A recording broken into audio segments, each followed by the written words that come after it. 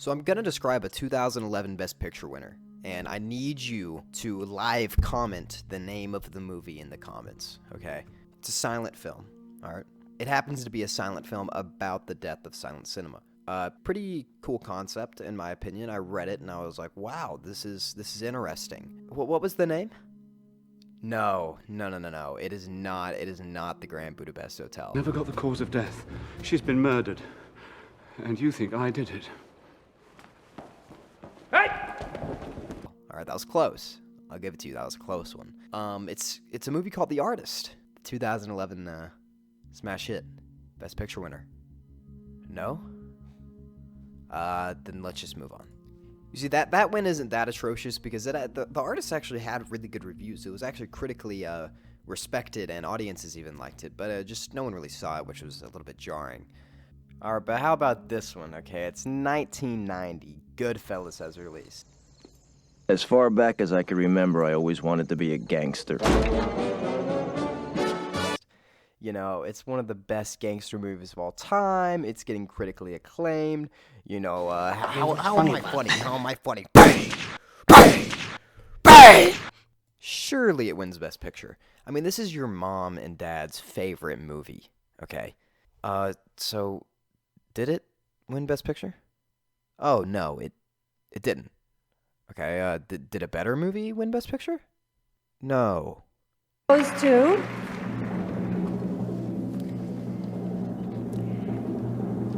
Dances with Wolves, Jim Wilson and Kevin Costner, producers. Dancing with Wolves won Best Picture. It's about a white Civil War soldier who becomes enamored with local natives. Okay? That's alright, I can take another loss on that, okay? That one's a little less forgivable, but I can take another loss. What about a movie that really did something for the culture at the time? A movie like Brokeback Mountain. I know it was nominated for Best Picture. It was one of the first mainstream movies that showed a gay relationship so openly and with two very straight men acting in it. That's something that's really incredible. Did that win? Oh no. No. Crash won. Crash. The movie that claims to be one of the most inclusive and heart-wrenching movies of all time. Crash is awful. Okay, Crash is really bad. It's an obvious Oscar bait that touts itself as being this multicultural, extraterrestrial being, if you will. It's trying its hardest to do that, but it's doing nothing but contributing to the white savior movement that has already been so prevalent in films. For example, the entire movie is different, like, stories from LA about, like, police brutality and the unfair treatment of different races, and that sounds interesting until a white cop saves a person of color, and it's touted as, like, the film's climax. So nothing was solved, you just showed a white savior moment. Okay, that's pretty bad win, pretty unexcusable, right? Let's check out the director. Alright, Paul Haggis. Okay. Alright, he's a white guy. Okay, that's already kind of bad. He's writing about other racist issues. It's kind of bad. Alright, let's see here. He wrote $1 Million Baby. Okay. So is that I've heard that's a really good movie. You know, it's iconic. Oh. He's a Scientologist. Okay.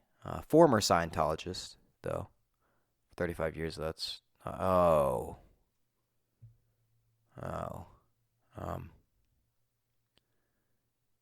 He denied all allegations and filed a countersuit, okay.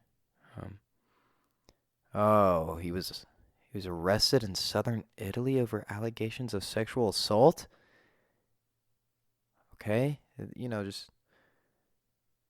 On November 10th, a New York jury found Haggis liable for the rape of Haley Breese in a civil suit.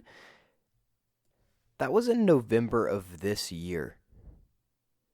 That was less than a month ago. As of recording this, it's the 7th of December. This happened on the 10th of November. I am not surprised. Now listen, I'm not bashing this guy for trying to show people's problems. It's just the fact that the way the way he did it. This man is a white guy, a rich white guy from Hollywood, who decided to direct and write a movie about other races' issues and make it nothing but that. Like, if he included that, a lot of people do that. A lot of successful white directors successfully include other races' issues into their films. But that's all he made it about. I feel like you have to have some experience with the subject of the entire film that you're making. But apparently you don't, because the Academy hands these out to whatever is a social statement at the time, or whatever they feel like would give them the most brownie points with a win. Besides being incredibly entertaining for movie lovers and non-movie lovers, the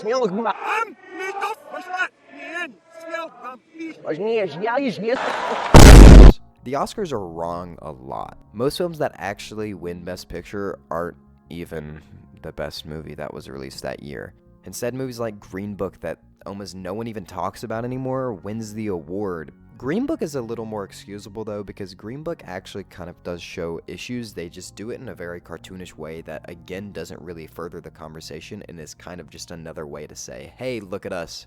We're putting you into this film. You should come and watch it. I promise we talk about your issues. And then it just kind of doesn't. It just feels kind of like a slap in the face. And even when the Oscars do get it right, like giving Best Picture to Parasite, it just feels wrong. Almost like they had to do this. I think this because as soon as little sweetie Bong Joon-ho walks up on stage and accepts his award, he's obviously very emotional and in a state of pure bliss. I mean, this is the pinnacle of a director's career. He barely even has time to let his translator get his speech out before they turn the lights off on his crew and cut the cameras. That is so insanely disrespectful that I cannot imagine the embarrassment felt by the crew, who is standing up on stage after accepting the most prestigious award of the night and an absolute landmark victory for foreign cinema as a whole and just the actual history of the Oscars, and they literally cut the lights and cameras on them. The Oscars aren't all bad, and this video is basically just me whining for all of it. I mean, like 70% of the time they make a stupid decision, but they're entertaining. I say this all to say that if The Fabelmans, a movie directed by Steven Spielberg about movies, about himself, wins Best Picture instead of Everything Everywhere All at Once, I will blow the Academy up.